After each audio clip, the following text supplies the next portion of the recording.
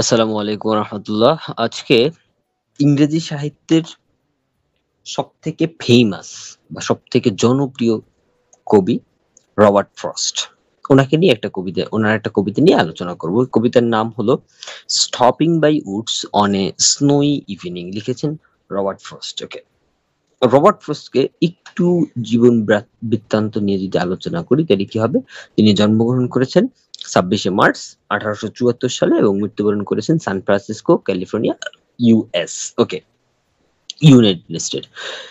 মৃত্যুবরণ করেছেন 29শে জানুয়ারি 1963। এই কত 88 বছর বয়সে তিনি মারা গিয়েছেন। কোথায়? বোস্টন, ম্যাসাচুসেটস, ইউএস এর ম্যাসাচুসেটস জায়গায়। আচ্ছা, অকুপেশন, তার পেশা কি ছিল? Poet, playwright.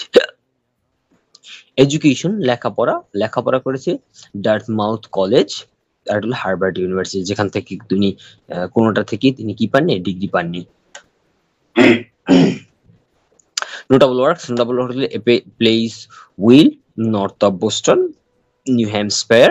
নোটাবল awards: Pulitzer prize for poetry, Congressional gold medal. Spouse হলো এলিনার মিরিয়াম হোয়াইট, যিনি 1895 সালে জন্মগ্রহণ করেছেন এবং 1938 সালে মৃত্যুবরণ করেছেন। তার সন্ততি ছিল কতজন? 6 জন, এবং তার সিগনেচার এমন একটা সিগনেচার। ওকে, এবার আমরা কবিতার লাইন বাই লাইন আলোচনা করি।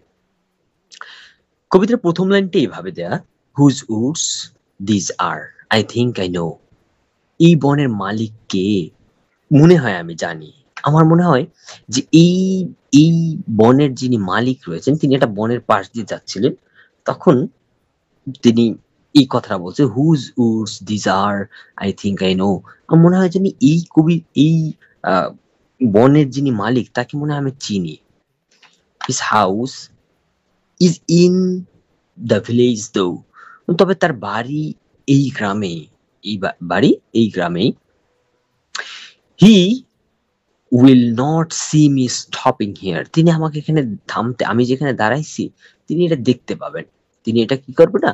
দেখতে পাবেন না। To watch his Woods fill up with snow, তিনি তার বনটি তুষারে ভর্তি হতে দেখার জন্য, তার তুষারে ভর্তি হতে দেখার জন্য তিনি যে এখানে থামছেন এটা তিনি দেখতে পাবেন না। কিনে দেখতে পাবেন না? যার যার মূলত এই জঙ্গলটা তিনি দেখতে পারেন।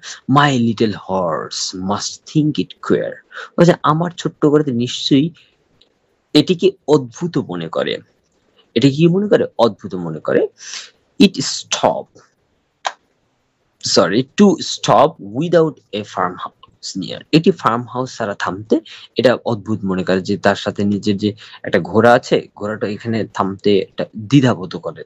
যে কেন কোনো ফার্ম হাউস ছাড়া থামতে দ্বিধাবোধ করে, মানে ফার্ম হাউস বলতে এখানে বুঝেছি কোনো থামার জায়গা, যেই জায়গা মূলত বিশ্রামের জায়গা, ওই বিশ্রাম ছাড়া যদি থামে সেটা তিনি একটা অদ্ভুত মনে করেন। Okay, between the woods and frozen lake, বলছে বন এবং ফ্রোজেন জমে যাওয়া যে হ্রদের মাঝখানে, যেটা বলে the darkest evening of the year, যেখানে বছরের সব থেকে অন্ধকার সন্ধ্যায় তারা কোথায় দাঁড়াইছিল?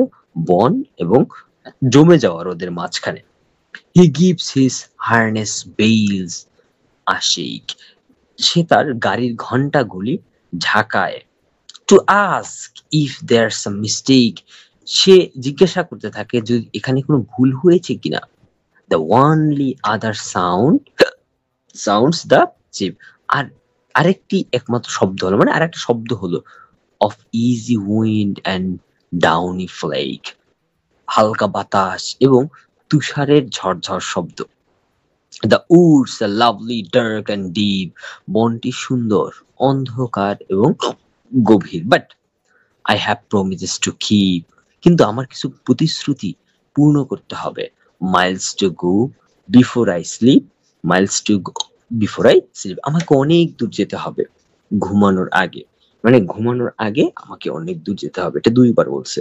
And miles to go before I sleep and miles to go before I slip.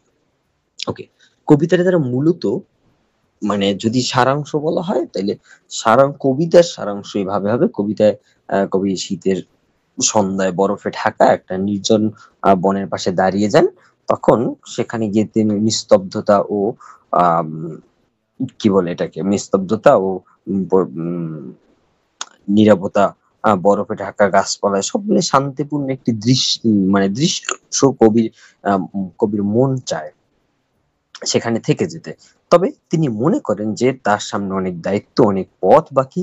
তাই তিনি শান্ত বনভূমি ছেড়ে যাত্রা শুরু করেন এবং কবিতার শেষ পংক্তি যেটা বলছে Miles to go before I slip, মানে এখানে বললাম হচ্ছে দায়িত্ববোধ ও জীবনের চলার পথের প্রতীক। মূলত মূল ভাব যেটা বুঝিয়েছে এখানে, যেটা হলো প্রকৃতির সৌন্দর্যকে আকর্ষণ করলেও মানুষের জীবনের দায়িত্ব ও কর্তব্য মানুষকে থেমে থাকতে দেয় না।